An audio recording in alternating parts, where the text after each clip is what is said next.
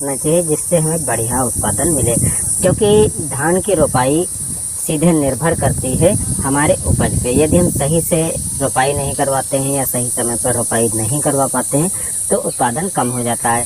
तो दोस्तों, कुछ बातों का आपको ध्यान रखना है, तभी आप धान की अच्छी पैदावार ले सकते हैं। एक तो पौधा कितना बड़ा हो गया है, यानी कितने समय का हुआ है। दूसरी चीज़, कौन से धान का हम चुनाव कर रहे हैं, यानी कम अवधि वाला या अधिक अवधि वाला। तो उसी आधार पर आप जो है धान की रोपाई को बांट सकते हैं।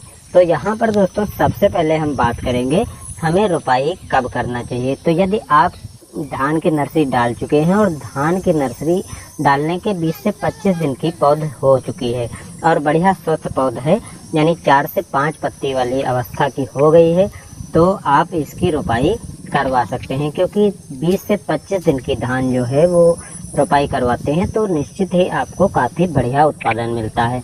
यदि आप लेट रोपाई करवाते हैं तो आपका उत्पादन कम होगा। कैसे कम होगा उसकी भी आगे हम बात करेंगे।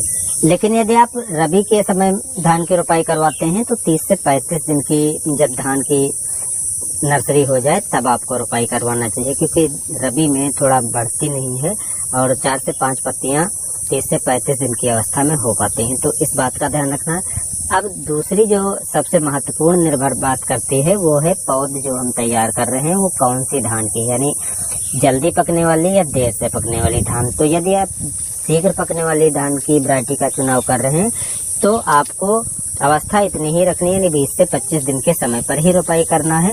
लेकिन दूरी जो पौधे से है, लाइन से लाइन की दूरी, उसको आपको मेंटेन करना है।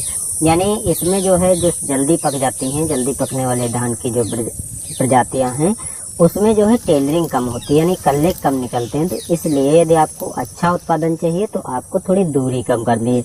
यानी यदि आप लाइन से बुआई करते हैं तो आपको पौध से पौध की दूरी भी 6 इंच रखनी है और लाइन से लाइन यानी कतार से कतार की भी दूरी आपको 6 इंच रखनी है।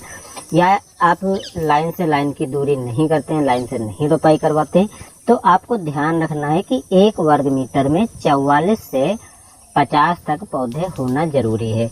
और जो रोपाई करवा रहे हैं तो जहां तक संभव हो 2 पौधे लगवाएं। 2 पौधे लगवाने से फायदा ये रहेगा कि यदि एक पौधा खराब भी हो जाता है तो दूसरा पौधा स्वस्थ बना रहेगा, जिससे बीच बीच में जो पौधे मरने से गैपिंग होती, दूरी बढ़ जाती और नहीं बढ़ेगी। और जो आप निश्चित दूरी पर पौधे की रोपाई की है तो सभी जगह पर आपका पौधा तैयार होगा और